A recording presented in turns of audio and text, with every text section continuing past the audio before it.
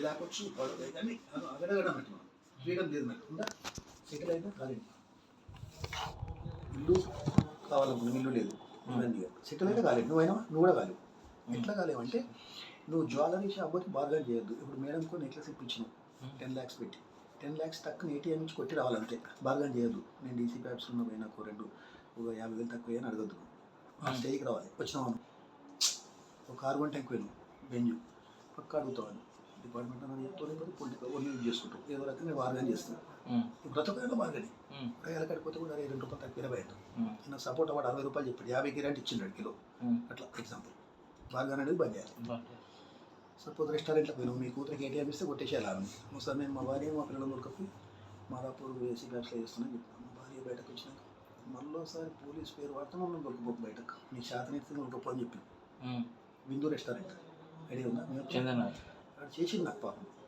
ఏకంగా 600 తక్కువ చేసింది అంతకుముందు నేను హెల్ప్ చేసినట్టు వారికి రోడ్ మీద ఆ విషయాల్లో చేసి కానీ మా భార్యకి నచ్చలేదు మేము వచ్చినప్పుడు బార్గాన్ చేయకమని ఉండాలా నీకు శాతం అయితే మొగోళ్ళు అయితే కట్టేసి మేము కట్టుకుంటాం బాగా చెప్పినా భార్య మెచ్చుకోవట్లేదు నువ్వు ఒక్కను పోయినప్పుడు అందుకని అడుక్కుంటే ఏమని మేము వచ్చినప్పుడు ఇది నచ్చింది అప్పటి నుంచి ఏటీఎం మా బిడ్డకి ఇచ్చేస్తే ఇప్పుడు అది కూడా బంద్ చేసినాము ఈ ఆఫీస్కి వచ్చి నుంచి అన్ని బంద్ అయ్యింది ఇది ఈ జీవితం రావాలంటే మన దగ్గర ఆపర్చునిటీ ఉంది ఏంటంటే మనం ఇప్పుడు యాక్టివ్ ఇన్కమ్ ఉన్నామన్నా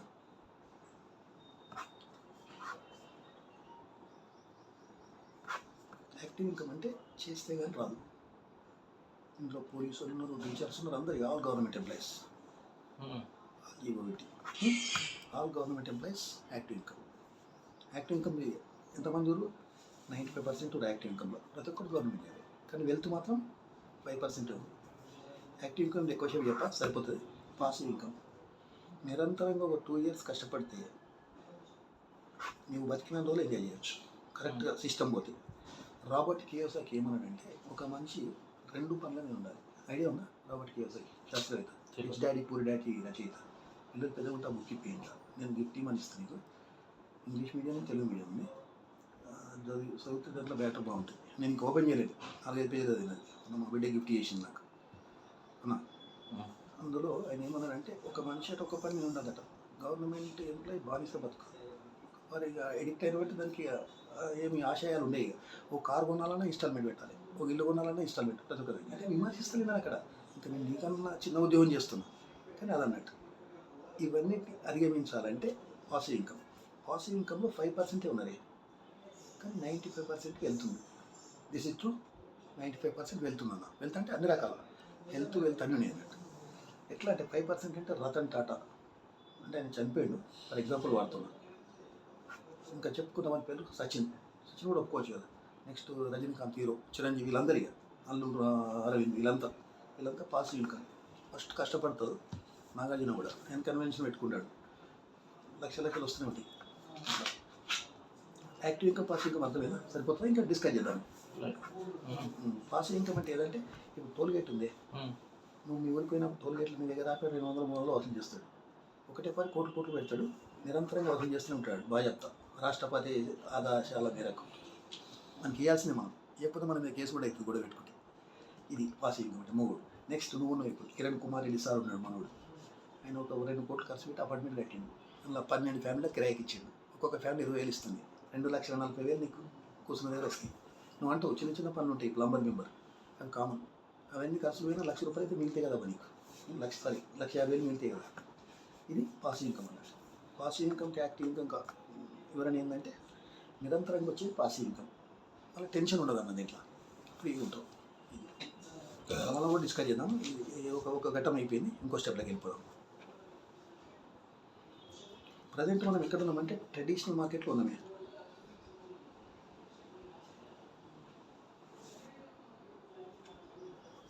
ట్రెడిషనల్ మార్కెట్ అంటే ఏంటంటే ఈ పెన్ను ఉంది ఈ పెన్నును ఫ్యాక్టరీ ముడిసత్తుతో 4% తయారు చేస్తుంది 40% తయారు చేస్తుంది చేసి కస్టమర్ దగ్గరకు వచ్చేసరికి ₹10 అవుతుంది అంటే 100%. అయితే ఏమవుతుందంటే ఇక్కడ ఫ్యాక్టరీ FACTORY ఫ్యాక్టరీ ఏం చేస్తుందంటే ఎఫ్ అండ్ సి అని ఉంటాడే F and C and F carry and forward C and F అంటే short cut carry and forward 10% తీసుకొని క్యారీ అండ్ ఫార్వర్డ్కి ఇస్తాడు. వీడేం చేస్తాడు, డిస్ట్రిబ్యూటర్కి ఇస్తాడు 10% తీసుకొని. డిస్ట్రిబ్యూటర్ ఏం చేస్తాడు, హోల్సేలర్కి ఇస్తాడు 10%. హోల్సేలర్ ఏం చేస్తాడు, రిటైలర్ మనకు అమ్ముతాడు. వాస్తవం కదా, ఇప్పుడు కిరాణా షాప్ లేదు మన మీద. ఇప్పుడు పొద్దున పాల ప్యాకెట్ కావాలంటే ఏం చేస్తాం, కిరాణా షాప్ ప్లస్ హోల్సేల్ డిస్ట్రిబ్యూటర్ సిఎండ్. ఇక క్యారీ అండ్ ఫార్వర్డ్ ఏంటంటే క్యారీ చేస్తుంది ఫ్యాక్టరీ నుంచి చేసి ఫార్వర్డ్ చేస్తుంది అందరికీ. ఇది అయితే ఇందులో ఏముందంటే ఇవన్నీ 10 నేనే 40 కంపెనీ చేసినంత 40 ప్లస్ ఏడివిటీ అడ్వర్టైజ్మెంట్.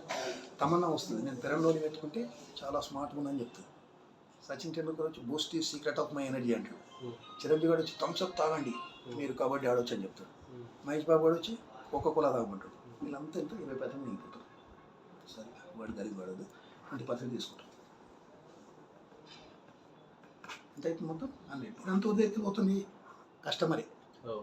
ఫ్యాక్టరీ ఇస్తలేడు, సిఐడే పోటీ ఇస్తలేడు, డిస్ట్రిబ్యూటర్ ఇస్తలేడు, హోల్సేల్ ఇస్తలేడు, రిటైల్ ఇస్తలేడు. కస్టమర్ ఉంటేనే process. This is traditional market. Traditional మార్కెట్లో ఏమేమి ఉన్నాయంటే ఆన్లైన్లో కూడా తయారు చేయడు కదా. Next malls. మొన్న మాల్ కొమ్మను పాపది డ్రెస్ ఆఫ్ సీమన్ వాడు తయారు చేసిన వాడు ఒక ఫ్యాక్టరీ తయారు చేసినాక అమ్మిండాడు. మాల్స్ ఇంకా జొమాటో, ఇవన్నీ ట్రెడిషనల్ మార్కెట్. నువ్వు ఇప్పుడు ఆర్డర్ చేస్తావు, అదే రెడ్డి షాప్ వచ్చింది బిర్యానీ పిల్లమని చేస్తే ఏం చేస్తాడు, తయారు చేసుకొని తేడాడు పోయి పేరు చెప్పు హోటల్ పేరు, షాక్ హౌస్ పోతాడు తీసుకొస్తాడు. అన్న అర్థమవుతున్నా ప్లీజ్. ఇది ట్రెడిషనల్ మార్కెట్.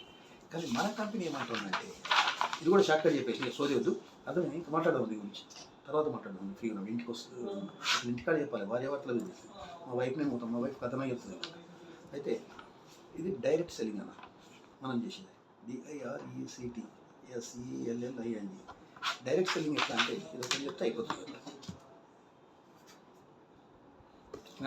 వాస్తవానికి చూస్తలేను, నన్ను గమనించను, నోటెడ్ అలవాటు చేసుకుంటున్నాను వెళ్ళిగా. డైరెక్ట్ సెల్లింగ్ ఎట్లా అంటే ఫ్యాక్టరీ ఉంటుంది, సేమ్ ఫ్యాక్టరీ 40% తయారు చేస్తుంది, కస్టమర్కు 100% ఇస్తుంది. No advertisement, no CNF carry and forward, no distributor, no wholesaler, no retailer. Factory to F to C అంటే లేదు, ఫ్యాక్టరీ టు కస్టమర్. ఇది డైరెక్ట్ సెల్లింగ్. ఎట్లా అంటే డైరెక్ట్ సెల్లింగ్ ఏమంటుందంటే, మీరు తీసుకోండి, మీరు తీసుకున్న తర్వాత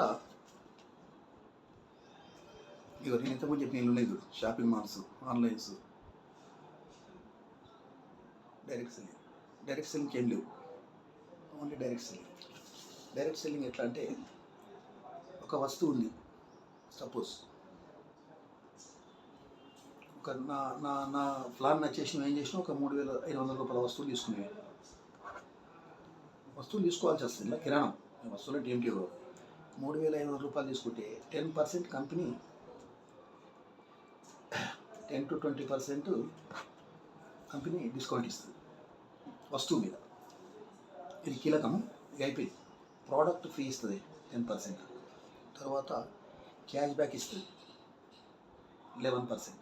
క్యాష్ బ్యాక్ అంటే నువ్వు సపోజ్ 3,000 రూపాయలు ఐటమ్ తీసుకుంటే 180 నుంచి 250 రూపాయలు అకౌంట్లో పడిపోతుంది. నేను నీకు సెండ్ చేస్తా అన్న, ఇంకో లైన్ నుంచి చెప్పినాక ఇస్తా. తర్వాత లాయల్టీ ఇన్కమ్ ఉంది మన దాంట్లో. లాయల్టీ ఇన్కమ్ ఎట్లా అంటే, సపోజు నువ్వు 3,500 రూపాయల సామాన్ తీసుకుని నెలకి ఎంత అవుతుంది, 3 4 12 3 5 15 దగ్గర 14,000 రూపాయల సామాన్. అందులోకి వెళ్ళి నీకు 50% 2,500 నుంచి 3,000 రూపాయల సామాన్ ఫ్రీ ఇస్తారు 5th మంత్ నాడు. 4 నెలలు తీసుకుంటావు అన్నాను, 3,000 పెట్టి 12,000. స్టోర్స్ ఉంటాయి మన చంద్రనాథ్ PSN కాలేజీ ఒకటి మణికొండలో ఉంది, ఇక గూగుల్లో కూడా తెచ్చేస్తాయి మొత్తం. అయిపోలేదు, మళ్ళీ ముందుకే ఉంది. అంటే వీపు ఏమన్నా వస్తున్నట్టు అనిపిస్తుంది. ఉందా సిగ్గుపడి కూడా చెప్పాడు వాళ్ళు లేదు. నువ్వు డ్రై ఫ్రూట్స్ అలవాటు చేసుకోరు ఎప్పటి నుంచి, బిల్డప్ అనుకోకు. ఆఫీసర్ అబ్జర్వ్ ఎక్కువ డ్రై ఫ్రూట్స్ రేట్ కలుగుతుంది సార్. డ్రై ఫ్రూట్స్ నువ్వు మెయింటైన్ చేయం కాదు నీకు, అది ఖర్చుతో కొట్టుకుని కావు. నెలకు 2-3 వేల కంటే ఎక్కువ కాదు నీకు. మళ్ళీ ఏం పెట్టుకో అమ్మాయిలు కూర్చోపండు అంటే ఏదో గొప్పనికి వస్తున్నావు అట్లా చెప్తున్నా. హెల్త్ ఇంపార్టెంట్ అన్నా. నేను స్టార్ట్ చేస్తాను మళ్ళీ, తెచ్చిన బ్యాగ్ తాళం తినాలి. నేను వీక్ అయిపోయినా, నేను కూడా బంద్ చేసిన ఉండేలే. నువ్వు కూడా తెచ్చుకోరేడి వీళ్ళు ఓ రోజు కర్బూజా, ఓ రోజు యాపిల్, ఓ రోజు దాని మిత్రులు మనమైనా విడిచిపెట్టుకోవచ్చు వంట రూమ్లో కిచెన్లో.